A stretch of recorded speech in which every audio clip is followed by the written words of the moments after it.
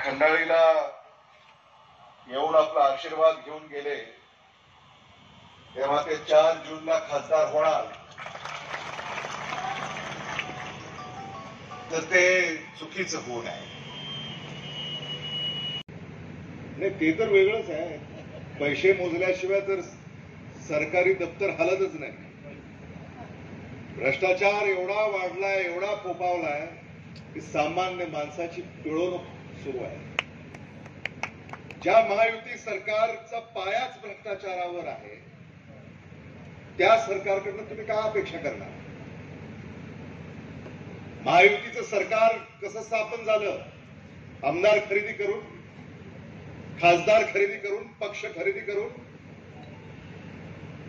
ज्या सरकारचा पाया भ्रष्टाचारावर उभा आहे त्या सरकारकडनं आपण आणखी काय अपेक्षा करू शकतो? त्या भ्रष्टाचाराचं लोण आपल्या गावापर्यंत आलेलं आहे. शेतकऱ्याला गोठा हवा असेल पैसे मोजावे लागतात. शेतकऱ्याला घरकुल हवा असेल पैसे मोजावे लागतात. शेतकऱ्याला विहीर हवी असेल पैसे मोजावे लागतात. विनायकराव, आपल्याला जनजागृती करण्यासाठी मला असं वाटतं हे दरपत्रकच प्रसिद्ध करावं लागेल. असंच आहे. मला आमचे सहकारी सांगतात दर ठरलेले आहेत.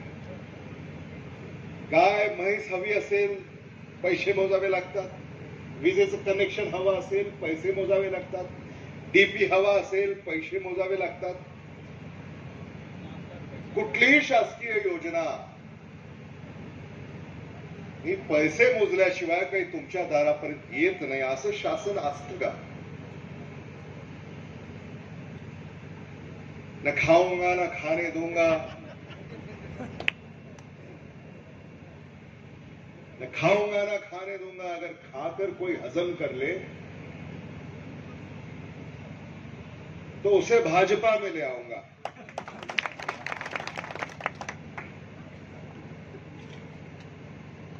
देशातली 16 सरकारं पाडली भाजपानं, त्यातलं महाराष्ट्रातलं एक. पक्षाच्या विचारावर त्यांचा विश्वास आता राहिलेला नाही. पक्षाच्या धोरणावर त्यांचा विश्वास राहिलेला नाही. पक्षाच्या कार्यक्रमावर त्यांचा विश्वास राहिलेला नाही. अरे हा अट्टहास कशासाठी? एखाद्या राज्यामध्ये लोकांनी नाही दिली मतं, नाही दिली आमदार निवडून, थांबायचं.